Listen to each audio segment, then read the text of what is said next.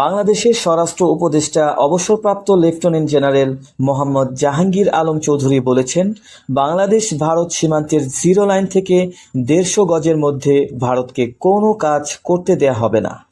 এর মধ্যে ৩টি জেলার ৫টি সীমান্তে বিএসএফকে কাজ বন্ধ করতে বাধ্য করা হয়েছে বলে তিনি জানিয়েছেন।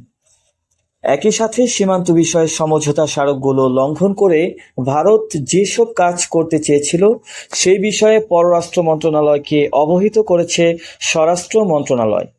এখন পররাষ্ট্র মন্ত্রণালয় ভারতীয় হাইকমিশনারকে তলব করে বাংলাদেশের অবস্থান সম্পর্কে অবহিত করবে।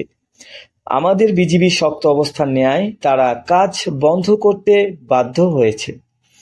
বিজিবিকে সতর্ক অবস্থায় রাখা হয়েছে। ঢাকায় সচিবালয়ে এক প্রেস ব্রিফিংয়ে তিনি কথা বলেন। ঢাকায় সচিবালয়ে স্বরাষ্ট্র মন্ত্রণালয়ে এক বৈঠকের পর বাংলাদেশ ভারত সীমান্ত পরিস্থিতি নিয়ে অবহিত করতে এ প্রেস ব্রিফিং ডাকা হয়েছিল। সাম্প্রতিক সময়ে বাংলাদেশের ৩টি জেলার কয়েকটি সীমান্তে বাংলাদেশের বর্ডার গার্ড বা বিজিবি ভারতীয় সীমান্তরক্ষী বাহিনীর কয়েকটি স্থাপনা নির্মাণ কাজ নিয়ে আপত্তি তোলার পর সীমান্তে উত্তেজনা তৈরি হয়েছে।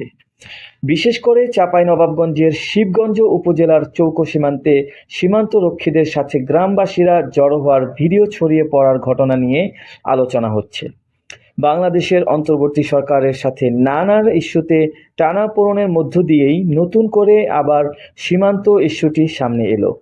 বিশেষ করে ভারতীয় সীমান্তরক্ষীরা কয়েকটি এলাকার কাঁটাতারের বেড়া নির্মাণ কাজ শুরুর পর বাংলাদেশের তরফ থেকে তীব্র প্রতিবাদ করা হচ্ছে।